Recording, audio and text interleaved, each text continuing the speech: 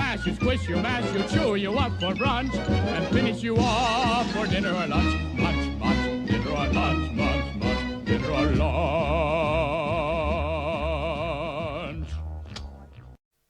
Hola a todos, bienvenidos a Filosofía Clase B, yo soy Oscar, muy buen 2023 para todos. Vamos a ver si el gato me deja grabar, recién empecé a grabar respondiendo a comentarios, escuché que el gato estaba pufando, se estaba peleando con alguien. Salí a ver qué pasaba y le estaba pufando una gata que estaba sobre el tabique, creyendo que era otro macho, y de repente le cayó la ficha, se dio cuenta que era una hembra y empezó ahí a pavonearse, a mostrarse. Hijo de puta, hace 10 segundos te la confundiste con un gato. No tenés filtro, Tom. En fin, ahora está tranquilo, así que vamos con esto. Grandes preguntas filosóficas, mate dulce o amargo. Es una polémica que ha dividido familias esta. Amargo, mucho más saludable. Además, uno se acostumbra, cuando uno se acostumbra tiene mejor sabor. ¿Qué pienso de Los Imperdonables de Clint Eastwood? Es una película que creo que fue en su momento sobrevalorada y actualmente está infravalorada. Primero fue la gran obra maestra que deconstruyó el western y después ahora quedó, ok, filmaron una película de vaquero en los 90 y me parece que es un muy buen western. Y nada más y nada menos. Me parece que es una película que primero se la sobrevaloró y después se la infravaloró. Se la despreció en exceso en los últimos años. Me dicen que sin petróleo no va a haber plásticos. Es verdad, esto va a ser un problema, pero me parece que no va a ser un problema muy grande. Los productos sintéticos, aunque no quede el petróleo, va a quedar el conocimiento. El carbono no va a desaparecer. Va a haber que buscar otro modo de sintetizarlo. Y no me parece que esto vaya a ser un gran asunto. Además, probablemente el petróleo sea más fácil sea igual de accesible o más, paradójicamente, porque va a quedar menos petróleo. Pero al dejar de usarse como combustible el petróleo, va por ahí 2-3 pozos petroleros en todo el mundo alcanzan para abastecer la industria del plástico. Y si no, va a haber que hacerlos con otras cosas. Con plantas, tomando el carbono de la atmósfera, que es un problema. Se lo puede tomar de algún modo y usarlo para algo útil. No me parece que esto vaya a ser un problema. Van a aparecer también otros materiales aparte de los plásticos. Por ejemplo, algo que va a estar por todas partes en 20 años es el aerogel. El aerogel es básicamente oxígeno, pero es oxígeno, nitrógeno, básicamente es aire. Pero con las moléculas arregladas de un modo un poco extraño, con lo cual queda algo que parece sólido. Literalmente no pesa nada, pesa casi lo mismo que el aire. Y eso es ignífugo, hidrófugo, resistente a los golpes, tiene un montón de virtudes ese material. En 20 años eso va a estar por todas partes. Vamos a usar comer en vajilla de aerogel.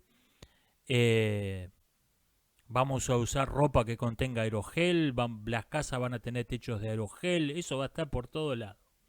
Dentro de no mucho, dentro de 20 años. Va a ser algo que aparezca de la nada y ocupe un rol tan importante como el que tiene hoy el plástico. Entre otros materiales, pero el aerogel seguro es algo que va a estar por todas partes dentro de un par de décadas. Es curioso, hay una película de ciencia ficción, Sardos, de John Boorman, que John Boorman tenía el desafío de convertir un caserón inglés del siglo XIX en la mansión de los inmortales con un presupuesto modesto. Y lo que se le ocurrió fue llenar todo el lugar de estructuras de plástico transparente. Yo me acuerdo que la vi de niño en los 80s y todavía producía el efecto que buscaba el director. Todavía se veía alienígena, se veía extraño. Lo que pasa es que esa película, entre otras razones, esa película no ha envejecido bien porque hoy en día el plástico transparente es tan cotidiano como los ladrillos. Bueno, en 20 años probablemente el aerogel sea tan cotidiano como hoy es el plástico. Eh, Me dicen que se rumorea que en China quieren ponerse a fabricar gente con úteros artificiales. Esta idea está en un escrito de un eugenista inglés de hace un siglo literalmente, de la década de los 1920. Y de ahí tomó la idea Aldous Huxley para Brave New World, donde fabrican a los chicos, los fabrican en una línea de montaje como los Forte. La tomó de ahí, de un escrito de un eugenista inglés. O sea, la idea no es nueva. Y hoy en día tenemos la inseminación in vitro, existe desde la década del 60. El genoma humano se decodificó a fines del siglo. 1997, 98, no recuerdo bien. 99, pongamos, por ahí. Todos los aminoácidos que forman el ADN se han sintetizado hace décadas. O sea, podemos crear una cadena de ADN artificial totalmente de cero. Y los úteros artificiales se han ido perfeccionando hasta el punto de que hoy en día te pueden incubar exitosamente un bebé que después de un par de semanas, de un mes de gestación. Así que no sé. No estamos. La posibilidad de hacer un ser humano de cero como el Dr. Frankenstein ya no es ciencia ficción. O sea, todavía no existe esa tecnología, pero no está muy lejos. No está muy lejos. Está mucho más cerca de lo que creen la mayoría de las personas. No hablo de tomar una célula de una persona, una célula de otra, hacer estas aberraciones que se hacen hoy en día. No, hablo de empezar de cero. Empezar de cero, tomar el carbono de un pedazo de carbón, el hierro de un clavo de hierro, empezar de cero con material en bruto y fabricar un ser humano. No estamos muy lejos de eso. Y desde luego regímenes como el chino, regímenes como el comunismo, donde de por sí ya una persona se la considera algo, básicamente un montón de materias primas que no tiene más valor que una bolsa de carbón, van a ser pioneros en estas cosas. Y te van a aparecer los divulgadores científicos y otros charlatanes por el estilo, tratando de venderte esto como si fuera un progreso de la tecnología y no un retroceso dramático de la dignidad humana. Pero sí, esto no... Si no lo están haciendo ya, 5 o 10 años.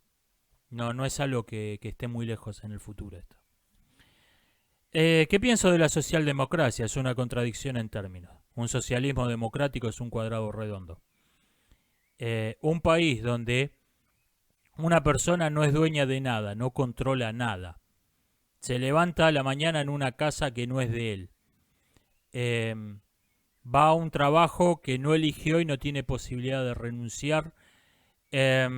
Sus hijos son llevados obligatoriamente por su esposa a la escuela del Estado, donde él no puede intervenir en lo más mínimo en lo que le van a enseñar o en lo que le van a hacer al hijo, etcétera, etcétera.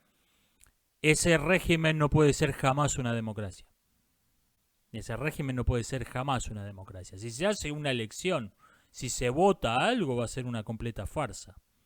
La socialdemocracia es una charlatanería para vender el socialismo, pretendiendo que es otra cosa distinta.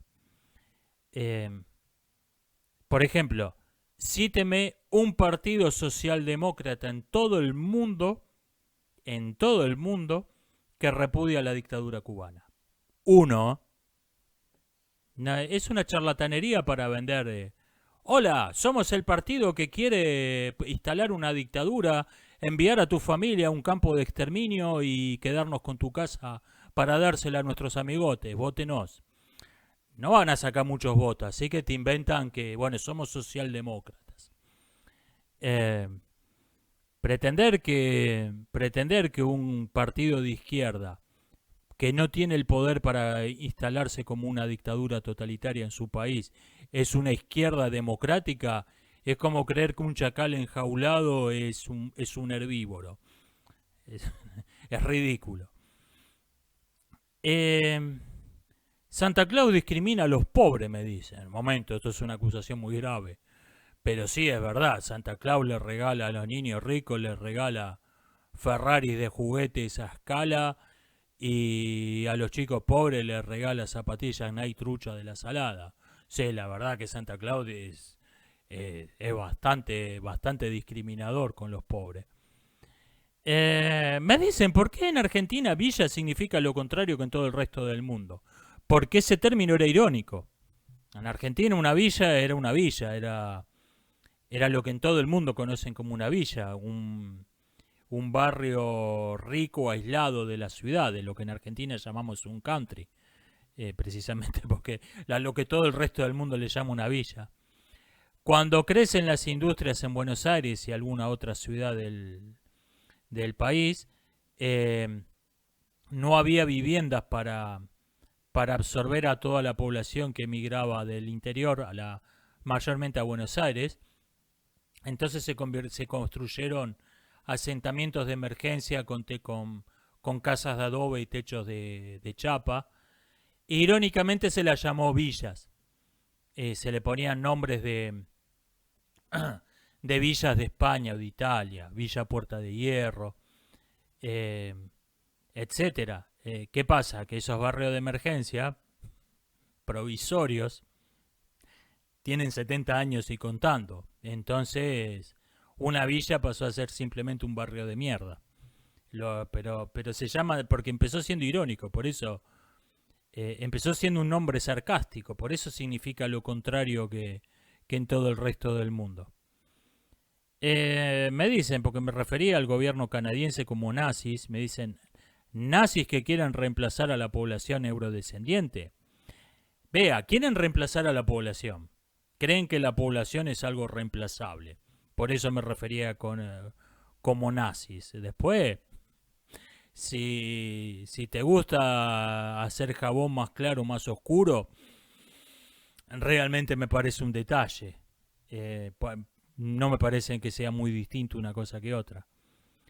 Me dicen que me vieron con mi tocayo en The Green Fits y ¿puedo hablar sobre fitness en mi canal? No. Sí, estuve con Oscar de Green Fit, pero tiene otro canal que se llama All Hardcore, donde habla de temas generales. Y ahí estuve un par de veces como invitado o me metí cuando abre los directos, me metí a decir algo. Y un par de veces estuve como invitado, pero siempre en All Hardcore, nunca estuve en Green Fit. No soy seguidor de Green Fit, no practico el fitness, no conozco de fitness, no puedo hablar de fitness. O sea, no. La respuesta corta es esa. Me dicen, ¿qué tanto más rendiría la fusión nuclear que la fisión? ¿Cuántos reactores equivalen de un tipo equivalen al otro? Hay que ver qué tan eficiente es la tecnología. La fusión de dos átomos de hidrógeno en un átomo de helio libera aproximadamente 1000 veces lo que la fisión de un átomo de uranio. Esto quiere decir que un reactor de fusión va a generar 1000 veces la electricidad que un reactor de fisión. No.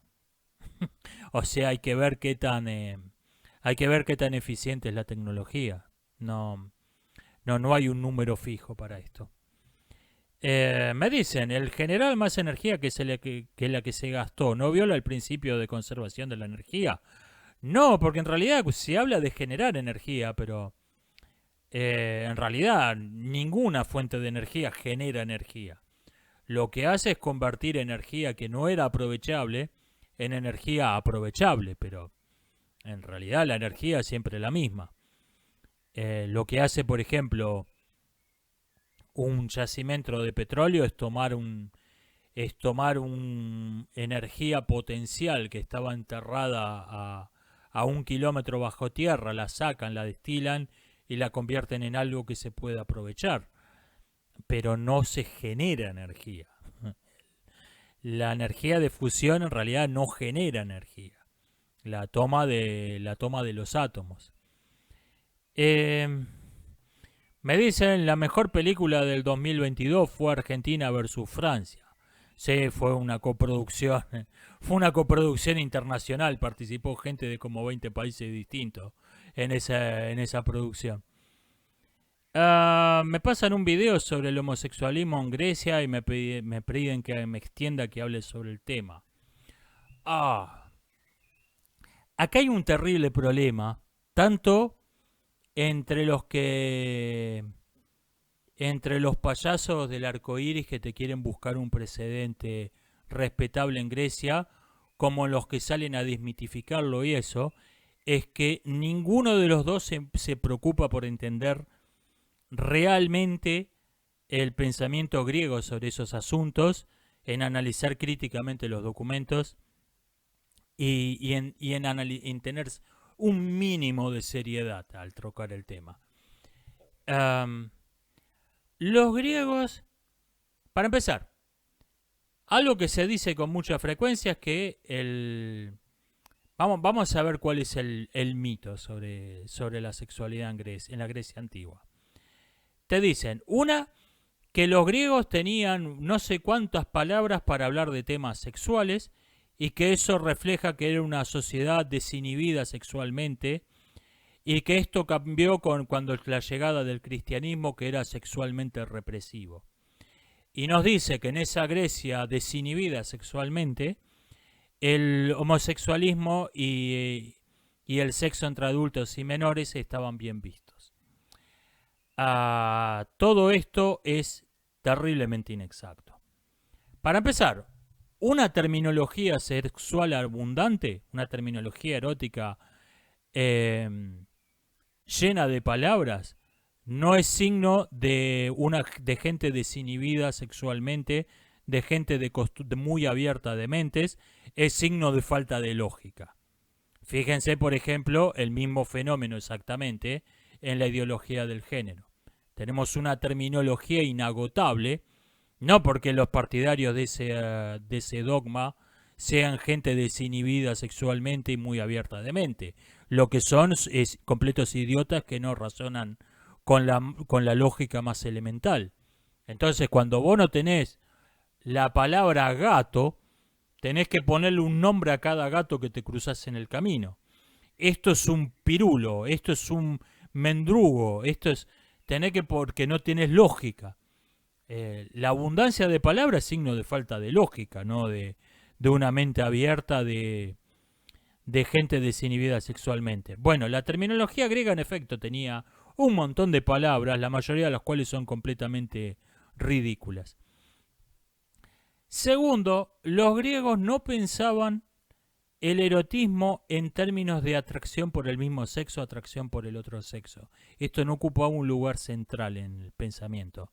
Lo que ocupaba el lugar central en su clasificación de las prácticas eróticas, tampoco tenían una clara distinción entre las prácticas normales y las prácticas anormales, aunque hubo algunos médicos que trataron de establecer algún criterio en esto, como Erixímaco, que aparece como uno de los personajes del banquete.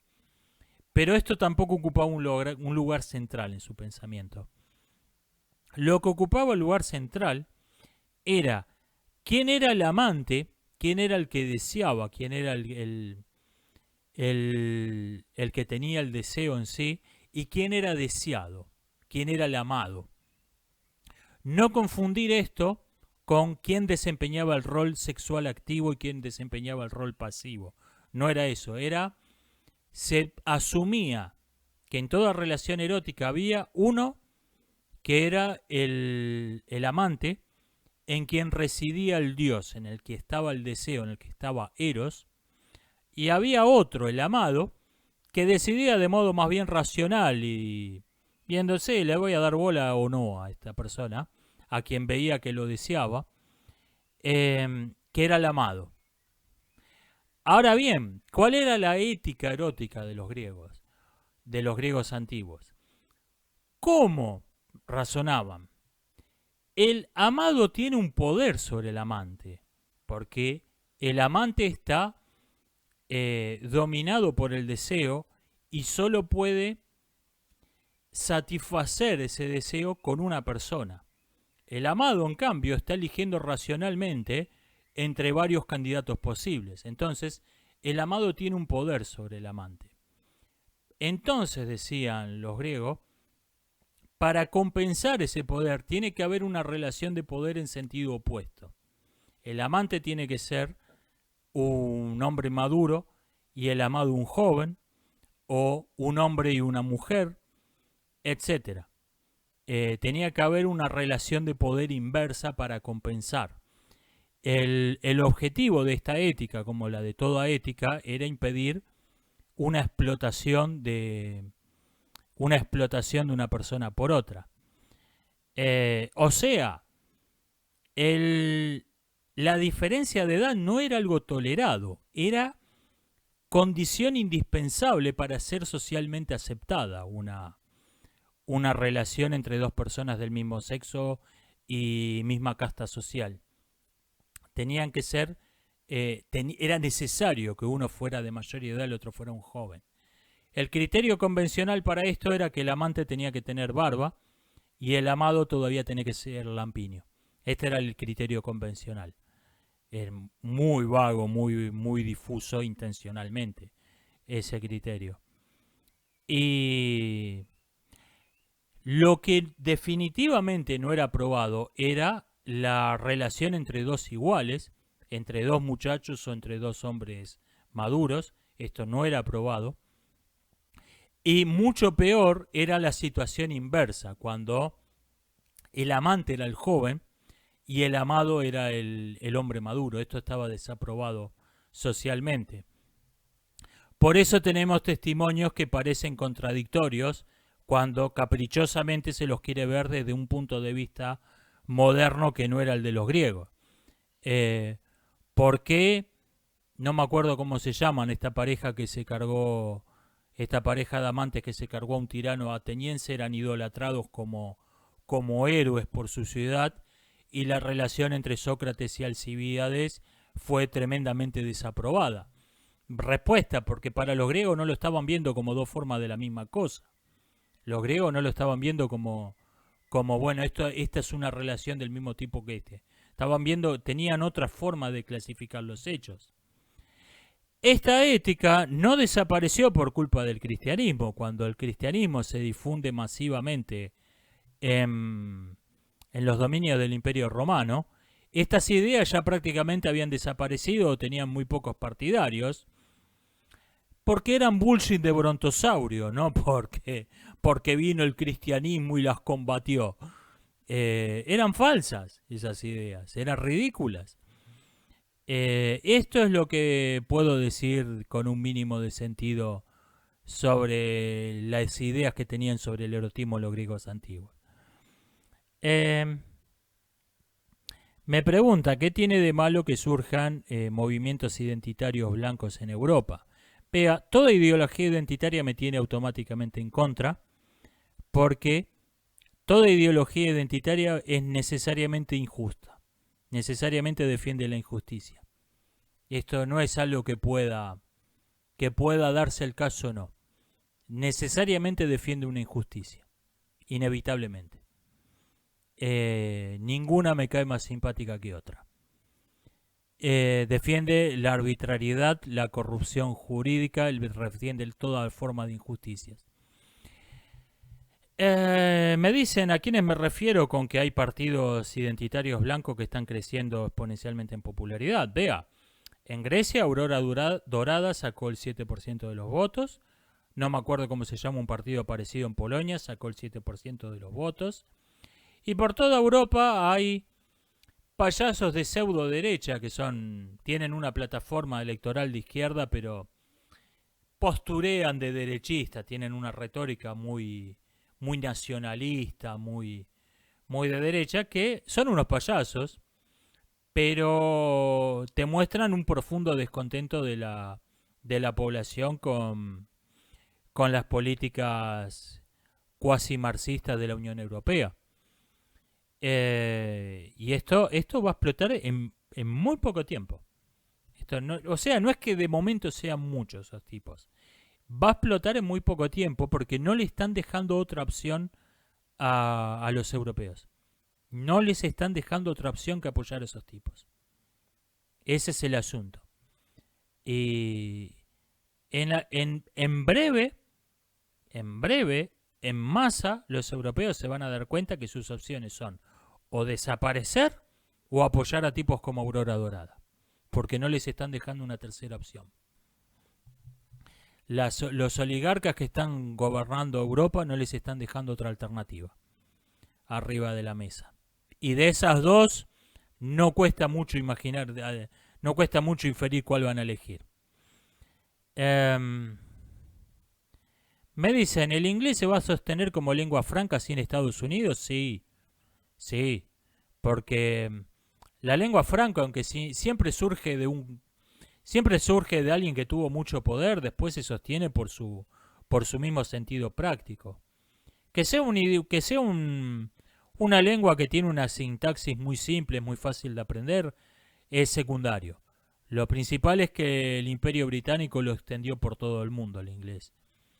Y va a quedar como lengua franca después de que caiga Estados Unidos, como quedó después de que cayó Inglaterra. Porque las lenguas francas son una herramienta práctica. No son, momento, estos tipos ya no están más en el poder, tenemos que hablar otra lengua franca. No funciona así.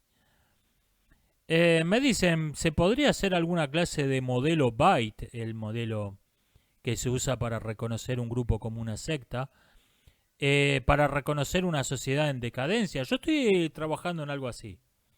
No es exactamente esto, un modelo de tips.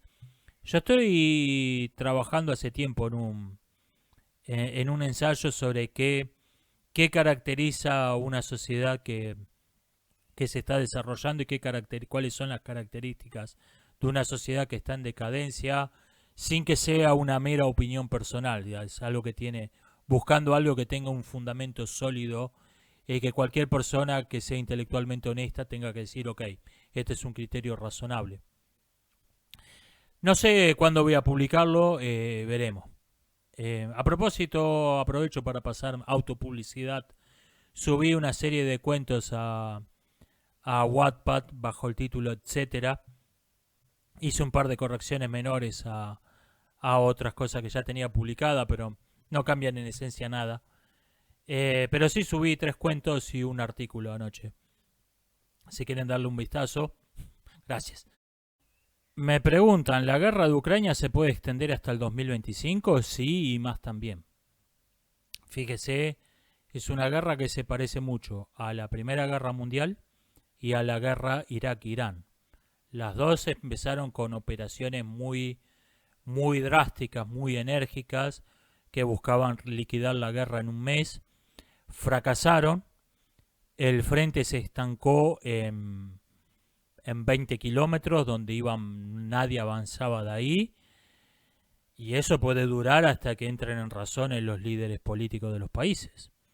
La Primera Guerra Mundial duró más de 4 años, 6 o 7 si cuenta la Guerra de los Balcanes, la cuenta como parte del mismo conflicto, 6 o 7. Pero bueno, incluso si la contamos como mayormente se hace, desde el asesinato de Franz Ferdinand, 1914-1918, 4 años y pico. Y la guerra Irak-Irán duró 8 años y algo. O sea, sí. Si esto se estanca en una guerra de trincheras que no va a ninguna parte y ninguno de los dos bandos quiere dar el brazo a torcer, quiere sentarse a negociar, puede durar hasta el 2030 la guerra de Ucrania. Y ni hablemos que el conflicto escale. La guerra es cualquier cosa menos predecible. Hasta ahora esto ha sido una guerra entre dos países, donde el resto se limitó a apoyar indirectamente un bando al otro, pero no sabemos qué puede pasar más adelante. La gente cree que la guerra es un videojuego. Cree que la gente cree que la guerra es un videojuego y que Putin es el jefe final. Ni hablemos de que Putin estire la pata por causas naturales o se lo carguen en una disputa interna y suba otro mucho peor, porque no se crean que Putin es lo peor que hay en Rusia. Ah, ahí podríamos ir a una escalada nuclear y a la intervención directa de la OTAN, que la OTAN le declare la guerra a la Federación Rusa. Así que no es un videojuego una guerra. No es un videojuego. Me dicen, hablando de videojuego, ¿podría organizar un torneo de guijarros? Tendría que programar el juego, está complicado. Me dicen que con la base de seguidores del canal se engancharían unos cuantos aficionados. Habría que programarlo, aunque esto ahora se ha simplificado mucho, pero está complicado. Pero habría que ver. Por lo pronto, hoy no porque es un día raro, pero por ahí el lunes que viene nos hacemos un torneo de Blitz en Lichess, porque hay varios aficionados al ajedrez en el canal. Después vemos. Voy a buscar para que se participe en la mayor cantidad de gente posible. Voy a buscar cuánto es lo máximo que puede durar un torneo Blitz. O sea, un segundo más te dicen, no, esto es Rapid. No, voy a ver cuál es el límite que todavía es Blitz y voy a organizar un torneo de eso. Que creo que son 7 minutos con un par de segundos por jugada. Creo que ese es el límite. Voy a ver si el lunes que viene organizo un torneo con esas reglas. Y después vemos. Después vemos si se forma un club de aficionados de filosofía de película, de aficionados al ajedrez, de filosofía de película, de filosofía clase B. Por ahí armamos un torneo de guijarro, voy a ver.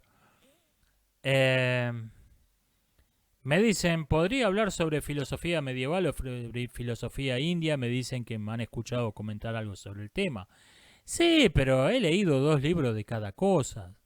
O sea, no soy un ignorante total, pero no conozco del tema para ponerme a hablar sobre la filosofía de la India, que para empezar el término es inexacto, y sobre el pensamiento medieval. Hay gente que lo está haciendo mucho mejor esto. Por ahí podría ser como tema para un directo, podría hablar 10 minutos diciendo cuáles son las ideas básicas de las principales religiones de Oriente y citando algunas heterodoxias de algunos pensadores, no mucho más que eso, porque no sé más que eso. Me dicen que de El Rincón de los Inmortales, el canal que recomendé, es de donde sale el meme Maravillosa Jugada. Sí, ese es Leoncho García, el del meme Maravillosa Jugada. Me dicen que en Ecuador hay un río llamado Chota y la región que lo circunda tiene el mismo nombre y todos los argentinos que van ahí se sacan una foto al lado del cartel. Bienvenidos a Chota. También a quién se le ocurre ponerle ese nombre a un pueblo. Me dicen, ¿qué problema tengo con el término leyenda negra española? Es un término que se usa para descalificar a toda persona que diga algo que a un español le cayó mal. Independientemente de cuáles son sus intenciones, independientemente de que lo que dijo sea verdad o no. El ataque a la leyenda negra española son aborigenistas ibéricos. Es la misma clase de gente que conocemos en América como los aborigenistas. Simplemente que el malvado imperio que arruinó todo es Inglaterra, no España. Es la única diferencia. Tienen la misma completa deshonestidad intelectual al analizar los documentos históricos, el mismo doble pensamiento. Por ejemplo, en el Imperio Español no existía la esclavitud, esto es la leyenda negra española, pero todos los líderes de la independencia americana tenían esclavos. O sea, de repente apareció la esclavitud, o sea, nadie más que los líderes de la independencia tenían esclavos. Y después de que mencionaron de que todos los líderes de la independencia tenían esclavos, vuelven a repetir como si nada que en el Imperio Español no había esclavitud. Doble pensamiento orwelliano de libro. Y segundo está esta cosa de que no existe ninguna crítica legítima. Yo en un video mencioné a la pasada, hablando de no me acuerdo qué, mencioné la masacre de la ciudad de Cholula y me apareció un comentario kilométrico en la caja de comentarios hablando sobre las barbaridades que habían hecho los ingleses en la India y cómo yo estaba fingiendo no estar enterado de eso. En un video donde no había mencionado la India, no había mencionado Inglaterra, no venía a cuento de nada. El razonamiento de esa persona fue: yo mencioné algo acerca de España que no le gustó, por lo tanto yo estaba defendiendo la leyenda negra, estaba propagando la leyenda negra española, por lo tanto yo estaba indirectamente tratando de adular a Inglaterra. Ese fue el razonamiento. O sea, cuando la masacre de Cholula es un hecho histórico que no tiene la menor duda, está bien documentado, y los mismos tipos que acompañaban a Cortés en la campaña, en las crónicas escribieron, ok, se pasó de largo 4 pueblos acá. No es algo que no está en ninguna discusión, y no lo mencioné para qué malo que son los españoles, lo mencioné hablando de no me acuerdo qué. Pero mencioné algo sobre España que no le gustó, por lo tanto yo estaba propagando la leyenda negra española y yo era un malvado adulador del Imperio Británico. Pregunta, le doy un consejo a quienes dicen eso.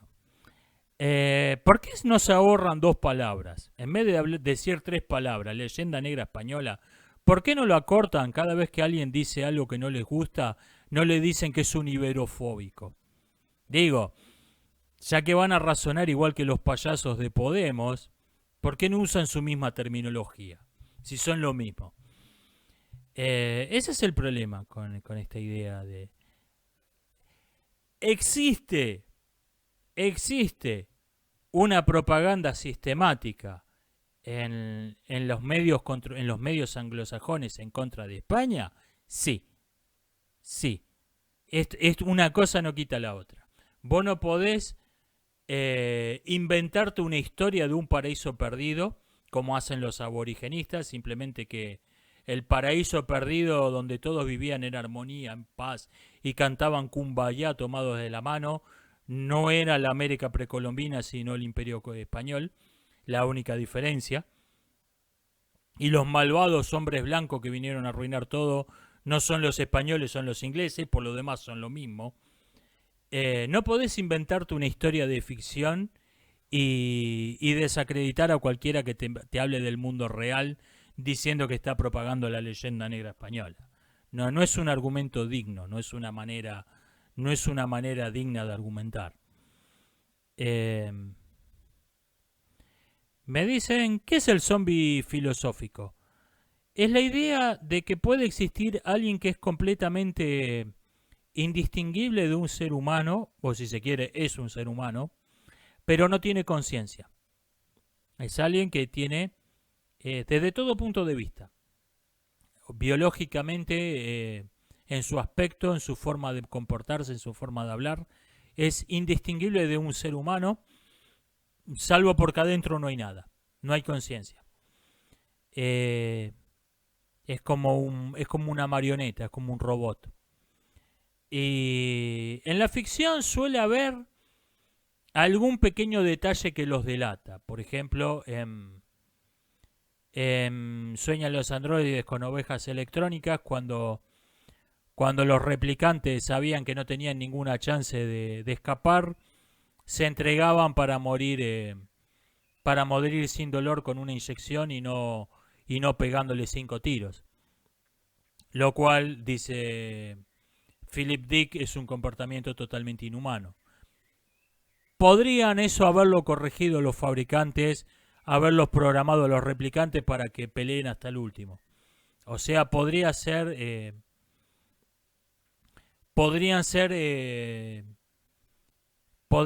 indistinguibles por completo de un ser humano y sin embargo no tener conciencia. No haber nada adentro. Un zombie filosófico podría tener un pensamiento original. Un zombie filosófico podría componer una sinfonía conmovedora. Puede ser indistinguible desde todo punto de vista. Ridley Scott no. Philip Dick llama a los replicantes, dice que son epicúreos. Podría haber un replicante estoico. Esto no es... entiendo por qué en la literatura tienen que darle una diferencia, pero en la realidad podría ser por completo indistinguible el zombie filosófico de un ser humano. Y cabe la pregunta, bueno, ¿son seres humanos? No es un tema sencillo. Esto fue hasta ahora una cuestión de filosofía pura y dura, pero en este siglo, a medida que se perfeccionen las tecnologías que están diseñadas para imitar un ser humano, van a aparecer un montón de problemas prácticos, donde va a haber que tener en cuenta si algo que desde todo punto de vista es idéntico a un ser humano tiene una conciencia o no. ¿Qué pienso del concepto de los backrooms?, me preguntan. Yo creo que es una idea interesante, pero que me parece que se está agotando rápidamente. El que más lo ha explorado es el animador Kane Pixels. Pero los backrooms tienen todas las características formales, todas las causas formales de lo artificial. Tienen una estructura, tienen formas geométricas, tienen un diseño. Por ejemplo, hay luces fluorescentes que funcionan, hay sillas que son sillas donde te podés sentar, tienen una funcionalidad. Y sin embargo, carecen de las características definitorias de lo artificial. No tienen un creador y no tienen un propósito. Esto tiene precedentes, no es algo que mucho antes del creepypasta que les dio origen en 2019, si no me falla la memoria, había obras de arte que habían explorado la idea. Habían explorado ideas similares. Muy cerca en el tiempo está Blame, el anime, donde transcurre en una ciudad interminable construida por inteligencias artificiales fuera de control, que se ha sugerido que esa fue una de las inspiraciones para los backrooms. Tenemos en la literatura, tenemos la Biblioteca de Babel de Borges y la Muralla China de Kafka, que exploraron temas similares, y todas esas historias a su vez son deudoras de la leyenda del laberinto de Creta. Aunque el laberinto de Creta tenía un propósito, pero claramente hay un patrón ahí reconocible. O sea, el laberinto de Creta se había construido para encerrar al Minotauro. Tenía una función, tenía un propósito y tenía un creador, Dédalo. Pero bueno, se nota ahí el espíritu de la muralla china, de la biblioteca de Babel, de los backrooms. O sea, no es una idea innovadora. Yo creo que es algo que resulta interesante porque todos hemos sentido, en algún momento sentimos esa sensación de inquietud, de disconfort ante algo que tiene todas las características de lo artificial pero no tiene un propósito. Por ejemplo, ante las construcciones de una obra, de una máquina burocrática colosal, es difícil no sentir eso. Créame que como ex empleado ferroviario, créame que varias veces me he sentido que estaba caminando en los backrooms. Venir caminando 10 minutos rodeado de chatarra y encontrarte un jardín de 2 metros por 2 perfectamente cuidado, lleno de flores. Eso es algo que tranquilamente te podés encontrar en los backrooms. O ante lo que tiene un propósito, pero lo estamos viendo a una hora típica o fuera de uso. No por casualidad por ejemplo, un shopping center o una escuela o una estación de trenes vacías o un shopping center cerrado con los pasillos perfectamente limpios y alumbrados. No por casualidad los backrooms se popularizaron en 2020. No por casualidad explotaron en ese momento este tipo de historias.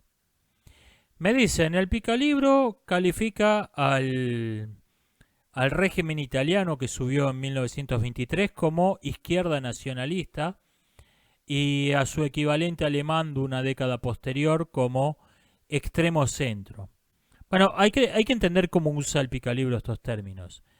El Picalibro califica al eje izquierda-derecha diciendo que la izquierda se caracteriza por la intervención del Estado y la derecha por la libertad individual. Y cada una de estas, o sea, tenemos libertad individual, derecha, intervención del Estado, izquierda, sistemas híbridos que quieren intervención del Estado pero con algunas cuestiones dejadas a la libertad individual, centro, eclécticos, va. Tenemos un eje con 3 posiciones. Y tenemos después una segunda clasificación entre extremistas y democráticos.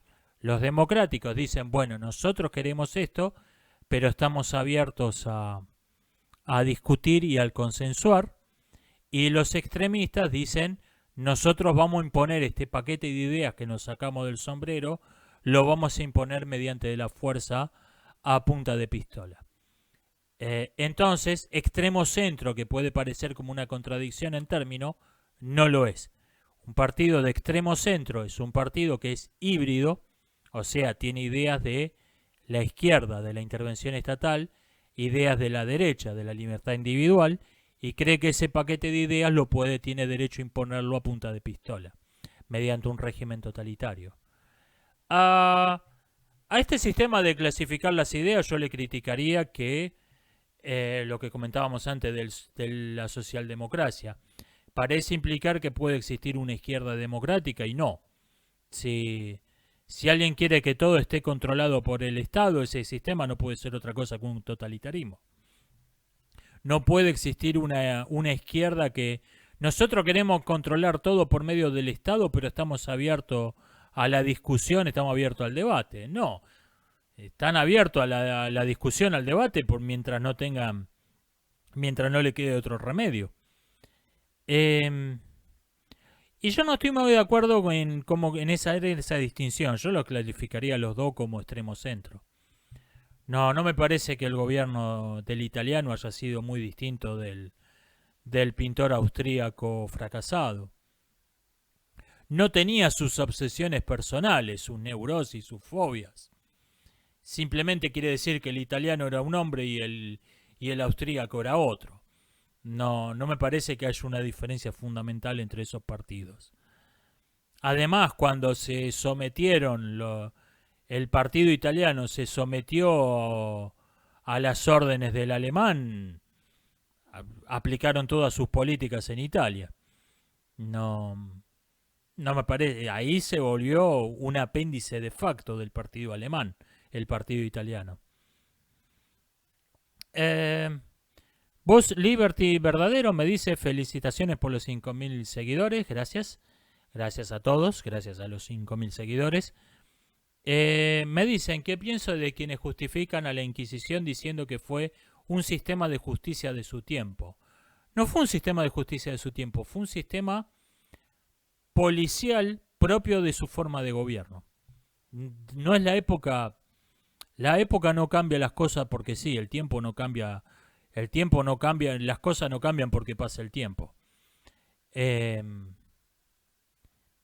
Si un régimen tiene una religión, un Estado está fundado sobre una religión o sobre una ideología política que cumple el mismo rol que una religión, digamos el marxismo, o probablemente en algún futuro cercano el alarmismo climático. Si un partido, si un régimen político social está fundado, si un régimen político social está fundado sobre una religión, es un Estado confesional. Esta es la palabra que no me pude acordar el otro día. Un Estado confesional, sea religioso o tenga una ideología política que cumple el mismo rol que la religión en un Estado confesional, no puede no tener una inquisición. Porque si tenés un Estado fundado en una religión, las personas que no crean en la religión del Estado o en el dogma político del Estado van a ser automáticamente considerados sediciosos, por lo tanto van a ser automáticamente considerados criminales y por lo tanto va a hacer falta una policía que se dedica a perseguir a los criminales religiosos o a los criminales ideológicos que no comulgan con la ideología obligatoria del Estado. No puede existir ideología de Estado sin una inquisición. Y esto es lo que se trata de barrer bajo la alfombra, diciendo qué mala que fue la Inquisición, citando cosas circunstanciales, porque no se quieren ir a la cuestión de fondo. La Inquisición torturaba, la Inquisición quemaba brujas en la hoguera. Todo esto fue accidental. La Inquisición podría haber encerrado a las brujas, podrías haberlas condenado a reclusión perpetua y tenerlas en unas cárceles modelo donde se respetaran todas las convenciones internacionales habido y por haber. Esto es totalmente accesorio. Lo que no podía es existir un régimen dogmáticamente cristiano que no persiga a las brujas. Esto no podía existir. La hoguera podía no haber existido. La hoguera podía no existir. La Inquisición tenía que existir necesariamente en un estado confesional como era la España medieval. Necesariamente en un estado confesional como Castilla y Aragón tenía que existir una Inquisición. Y en cualquier país, pasado, presente o futuro, que tenga una ideología de Estado, va a tener una Inquisición. En cualquier país donde exista una ideología de Estado, va a existir necesariamente una Inquisición. No es optativa. No es optativa. Si tenés una ideología de Estado, tenés que tener una Inquisición. Este es el asunto. Me preguntan qué pienso del panhispanismo. Yo creo que es una idea utópica que tiene muy poco fundamento en la realidad. El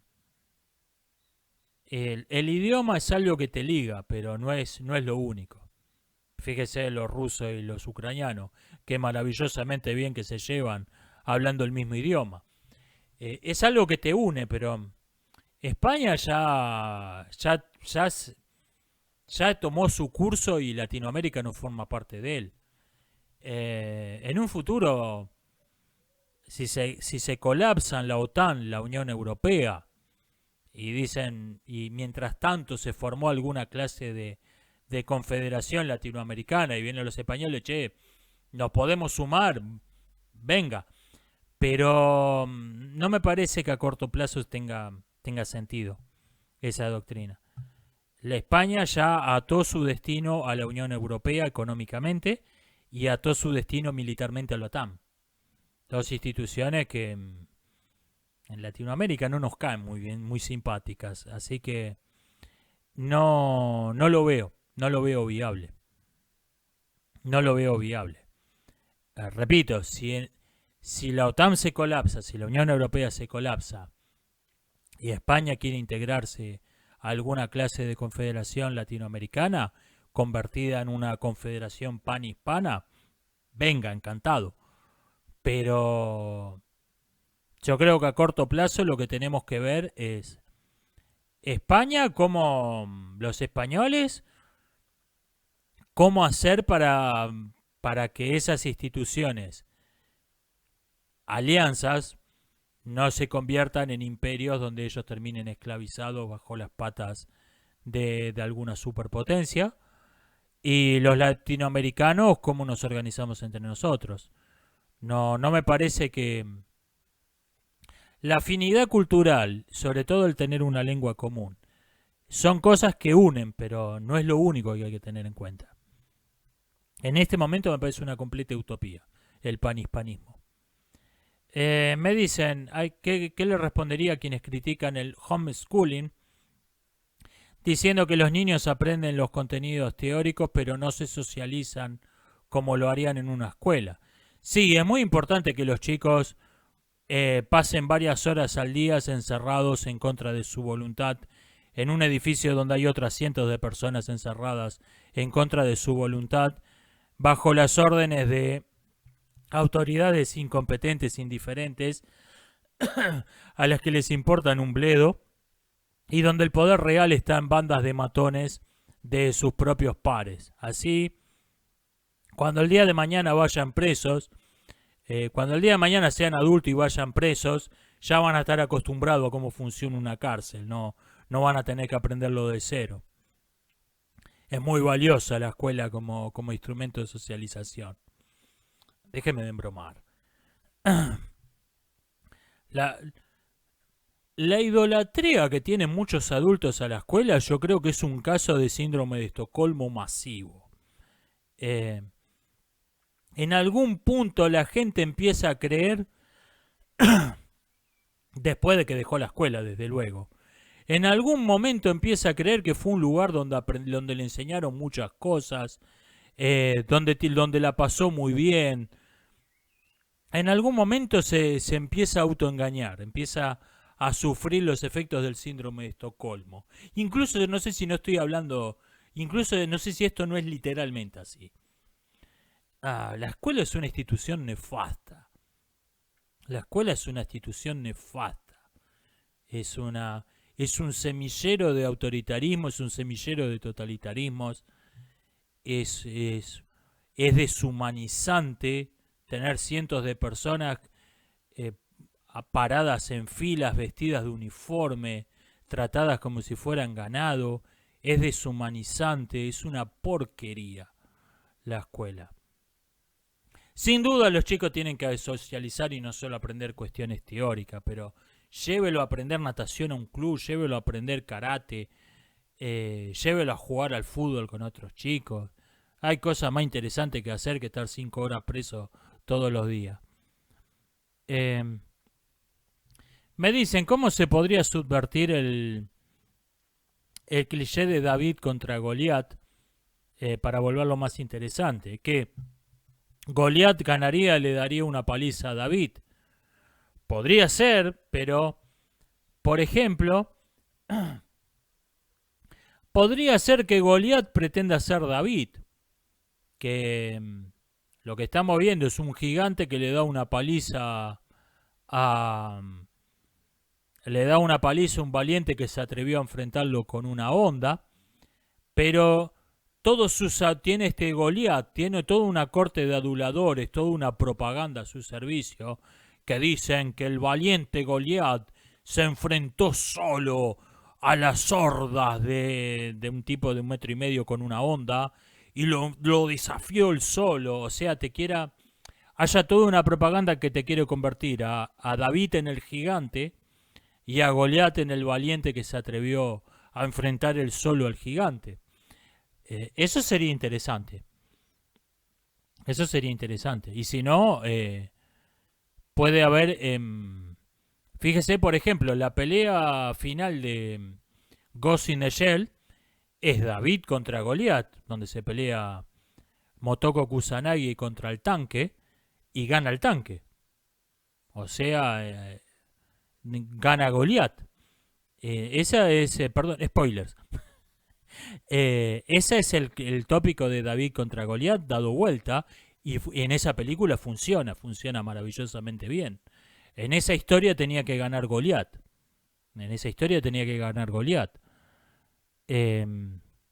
Por toda la cuestión de cómo se construyó ese mundo, cómo se construyó la trama, ahí tenía que ganar Goliat. Me dicen, ¿qué pienso que podría pasar si en Irán se podría convertir todo el mundo al zoroastrismo, como que actualmente tiene el 8% de la población, como forma de terminar con los conflictos en ese país? No, esto no ocurrió, jamás hubo una conversión en masa a una religión como forma de terminar con un conflicto social o político. No pasó nunca esto. Lo que podría pasar es que Muchos musulmanes que están podridos de guerra todo el tiempo, lo ven a los zoroastristas, che, estos tipos son bastante razonables, me parece que tienen una religión más razonable que la nuestra, y empiecen a ser conversos. Eso sí puede pasar, pero no así como una cuestión maquiavélica de, che, ¿por qué no nos convertimos toda esta religión y se terminan todos los problemas? Nah, no funciona así no funciona así la mente humana, no funciona así la historia. ¿La belleza es relativa? Me preguntan. El relativismo estético se puede defender con mejores argumentos que el relativismo moral. Y yo creo que la razón de esto es que la belleza es relativa a algo que en sí no es relativo. O sea, la belleza en sí es relativa, pero está totalmente vinculada a algo que no es relativo, que en el ser humano es la salud. O sea, un cuerpo sano no necesariamente es un cuerpo bello, pero un cuerpo enfermo necesariamente es feo. Entonces, la belleza, aunque en sí no es... la belleza no es la salud, pero la belleza está totalmente vinculada a algo que no es relativo, que es la salud. En el caso de la belleza física. De todos modos, repito, creo que el relativismo estético se puede defender con mejores argumentos que el relativismo ético. Me dicen, si para demostrar que la moral es absoluta tengo que eliminar todas las circunstancias, ¿qué pasa si eliminamos a los seres humanos? ¿Existiría moral si no hubiera humanos? No, o sea, humanos o cualquier otro ser sintiente. No, pero esa no es una condición accidental, esa es una condición determinante, es una condición sine qua non. O sea, si no hay humanos, no hay moral, pero si hay humanos, automáticamente hay una moral, aunque exista bajo la forma de ignorancia, de ausencia de conocimiento, pero habiendo humanos ya hay una moral. No es algo que pueda existir o no, no es circunstancial. Por ejemplo, si hay más de una moral y lo que determina que valga una u otra es si vivimos en una sociedad sacerdotal o en una sociedad guerrera, bueno, eso es accidental, porque ahí que una misma acción sea buena o mala depende de algo totalmente accidental, como es el régimen político que está gobernando una sociedad. Por ejemplo, supongamos bajar un gatito del árbol sería bueno si estamos en una sociedad sacerdotal, pero sería malo si estamos en una sociedad guerrera. Yo ese tipo de filosofía es la que rechazo por completo. Yo creo que lo que es bueno, punto. Lo que es malo, no depende de ninguna circunstancia.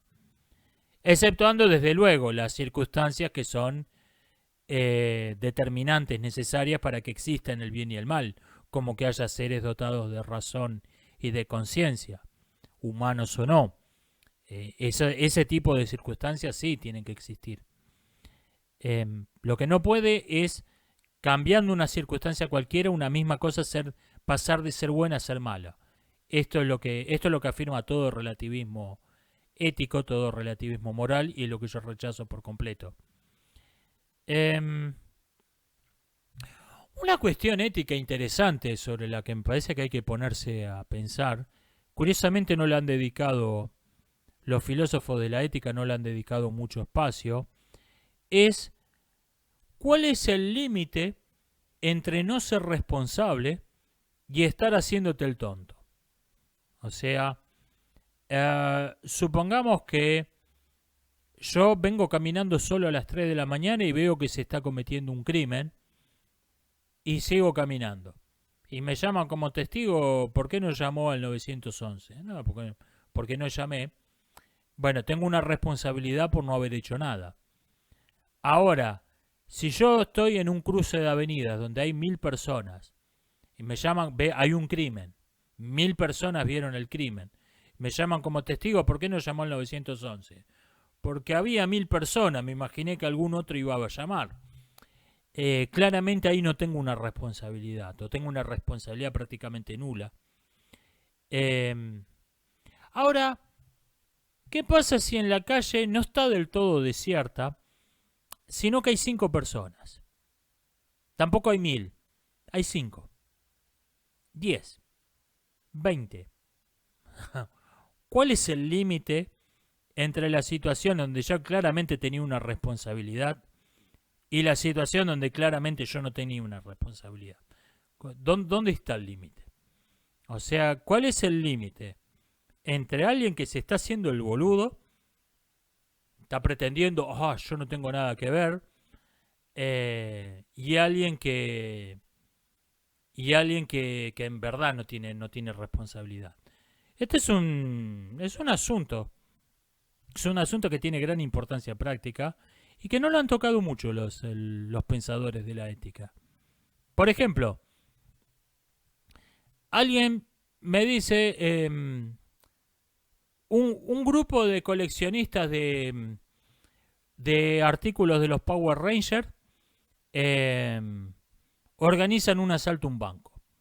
Entonces, alguien que era miembro de esa organización, de club de coleccionistas, lo llaman a declarar y dice, mire, yo colecciono cosas de los Power Rangers, no tenía idea que estos tipos estaban usando eso como una excusa para organizar un delito. Suena razonable, suena que ese tipo no tiene ninguna responsabilidad. Ahora, ¿qué pasa si en ese club de coleccionistas de cosas de los Power Rangers se repartían folletos como cuál es la mejor técnica, daban cursos sobre cómo abrir cajas fuertes, entrenaban cómo asaltar un banco? O sea, ¿cómo no te diste cuenta que estos tipos andaban en algo raro? ¿Dónde está el límite? ¿Dónde está el límite? ¿Dónde está el límite entre lo que legítimamente es atribuir a alguien una culpa por asociación, lo cual es totalmente injusto? A alguien que no tiene ninguna responsabilidad se lo quiere culpar por asociación, porque tiene el mismo aspecto físico, el mismo sexo, la misma religión, las mismas costumbres privadas, que alguien que cometió un crimen. Esto es una injusticia, porque estás atribuyendo responsabilidades por características totalmente accidentales. ¿Y cuál es el límite con alguien que se está realmente, que se está haciendo el boludo? Que se está haciendo el boludo, que está colaborando indirectamente en encubrir a criminales, en apoyar a criminales, o es él un criminal. Es un tema complejo y es un tema que tiene una gran importancia práctica.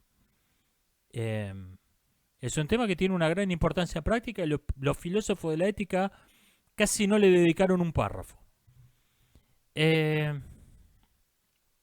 Me dicen, arrestaron a alguien por usar una inteligencia artificial para crear imágenes de desnudos infantiles. Este tema se va a poner complicado. La CIA van a plantear un montón de problemas legales, un montón de problemas éticos nuevos. No son nuevos, van a complicar un montón de discusiones sobre problemas legales, sobre problemas éticos. Porque esto es alguien que toma fragmentos de fotos y crea una imagen hiperrealista de una imagen obscena. ¿Es una foto o es una obra de arte? Es muy complicado, es muy difícil.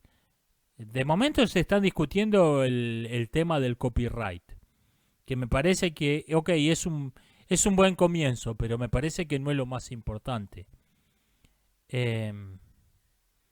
Me parece que no es lo más importante. Va a plantear un montón de problemas complicados. Yo esto ya lo había comentado hace un par de años con una IA que desnudaba a una persona dándole una foto de esa persona vestida, te creaba una foto de la misma persona desnuda. Y para esto usaba un stock de fotografías tomadas de sitios como el YouTube Mostaza y otros por el estilo. Y ahí había un asunto, porque la foto que usaban de la persona que querías desnudar era una foto de acceso público. Las fotos que usaban de desnudos para crear la imagen fake eran fotos de acceso público. O sea, no había nada ilegal ni inmoral en A y no había nada ilegal o inmoral en B. Pero A más B no necesariamente era legal y moralmente aceptable. Es una situación compleja. Es una situación compleja. Esto va a haber que va a haber que discutirlo muchísimo.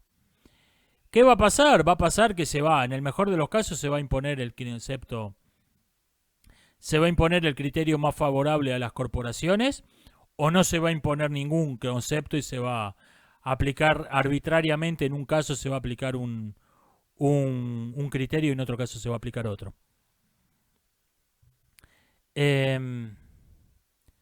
Me preguntan, ¿cómo hago para estudiar un asunto cualquiera? Por ejemplo, cuando hice un video de divulgación explicando qué eran los puntos de Lagrange.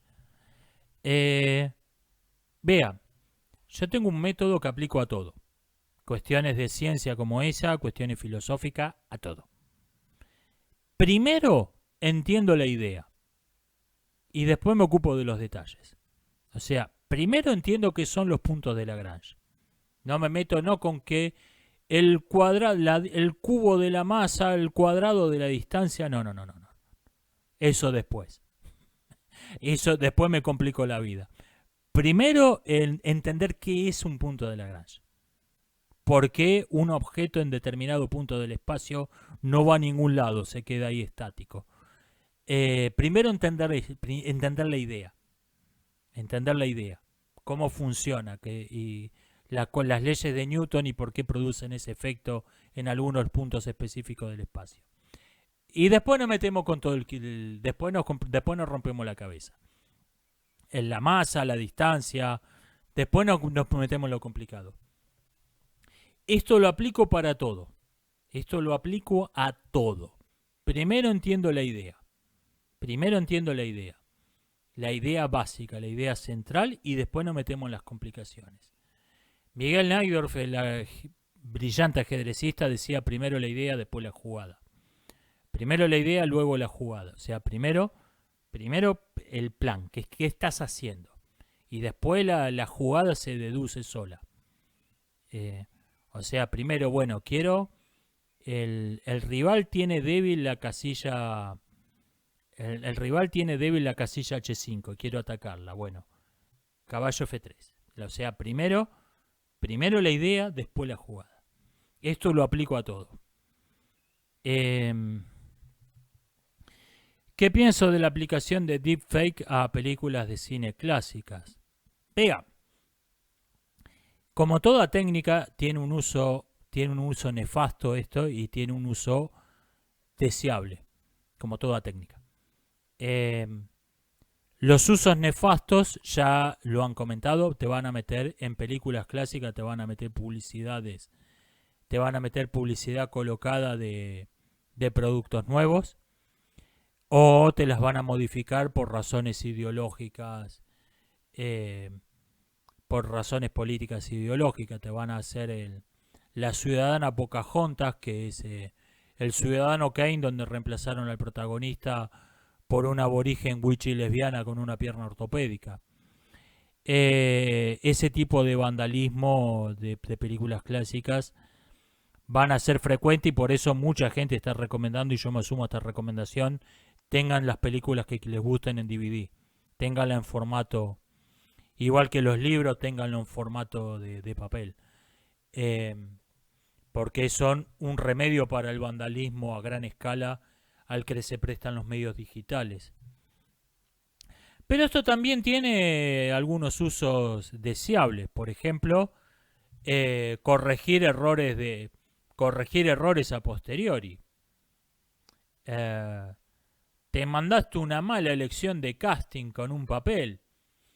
Contratá a otro actor que haga ese papel y metelo con deepfake en la postproducción. Eso es un uso. O podés hacer más de una versión.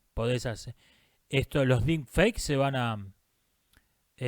por ejemplo, un actor que quiere hacer de... en vez de estos fans de Star Wars que hacen sus películas caseras, dentro de unos años van a poder hacer Star Wars metiéndose ellos como Luke Skywalker. El fanart va a explotarlo esto a escala. El fanart va a explotar con esto. O sea, tiene unos usos deseables. Las actuaciones infantiles, que suelen ser lo peor de las películas, por ahí los papeles infantiles lo pueden hacer actores adultos, actores profesionales adultos. Tiene unos usos deseables. Desde luego la van a usar para vandalizar, la van a usar para vandalizar las películas clásicas, seguro. Gente como Netflix, Amazon, seguro.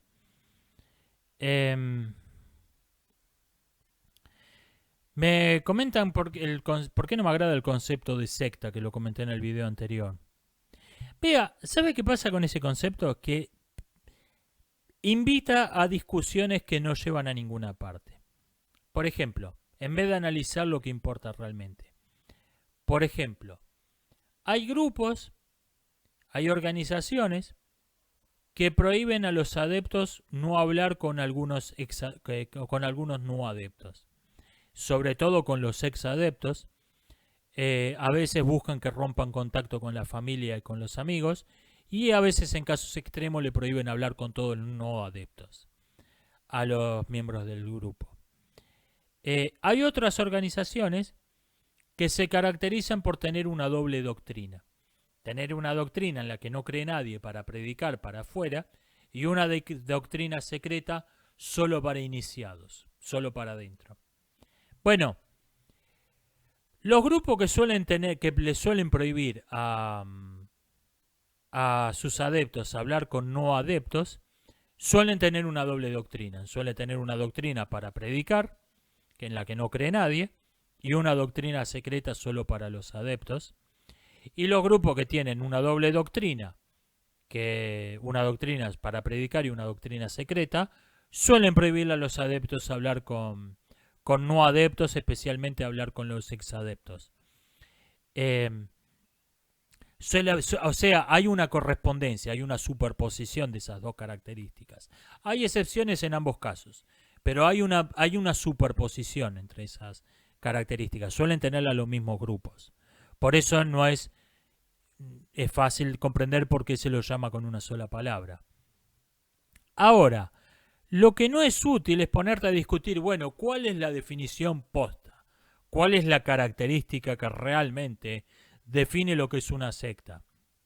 El prohibirle a los adeptos hablar con exadeptos, o al tener una doble doctrina, una doctrina secreta y una doctrina solo para predicar. Esa discusión me parece estéril, me parece que no sirve para nada. Lo que es realmente útil es analizar, bueno, cuando un grupo prohíbe a los adeptos hablar con no adeptos, ¿qué pasa? ¿Qué fenómenos psicológicos se producen? ¿Qué dinámicas sociales? ¿Qué fenómenos de todo tipo ocurren en un grupo así? Y cuando un grupo tiene una doble doctrina, una doctrina para predicar, solo para predicar, y una doctrina interna secreta solo para los adeptos, ¿qué pasa? ¿Qué fenómenos sociales, qué fenómenos psicológicos, etcétera, se producen? Esas me parecen discusiones productivas, esas me parecen discusiones realmente útiles. El concepto de secta, repito, lleva a la idea de que hay grupitos muy aislados, muy minoritarios, completamente distintos de lo que ocurre en cualquier persona normal y que tienen que ser combatidos con alguna clase de ley autoritaria. Llevan a eso. No me parece que sea un concepto útil. No me parece que sea un concepto útil. Por eso yo lo estoy viendo con bastante desconfianza, ese concepto. Me dicen qué pienso de lo que dijo Viggo Mortensen, que dijo que gracias a que el cine argentino está subsidiado estatalmente, es un cine de prestigio internacional que ha ganado premios. Vea, esto lo dice un actor que ganó millones de dólares filmando películas comercialmente exitosas, no subsidiadas estatalmente, que costaron 93 millones de dólares cada una de las tres, y que lo recuperaron esa inversión con la venta de las entradas. Vea que yo no tengo muchas ganas de que el cine argentino ande mendigando premios de festivales totalmente controlados por grupos ideológicos, y que el Estado mantenga con los impuestos e inútiles sin talentos para esos. Yo me opongo a los subsidios estatales porque quiero que en Argentina se filmen películas como El Señor de los Anillos. Por eso rechazo los subsidios estatales. Pues yo no quiero el cine que predica Viggo Mortensen. Yo quiero el cine que lo hizo famoso y que lo hizo millonario. A Viggo Mortensen. Quiero ese cine en Argentina. Me preguntan... Nada, ya la contesté antes esta pregunta. Esto ha sido todo por hoy. Nos estamos viendo hasta la próxima. 8.000 pacientes recibieron por error un mensaje diciéndoles que se estaban muriendo de cáncer en vez de un saludo navideño. Pelotudo,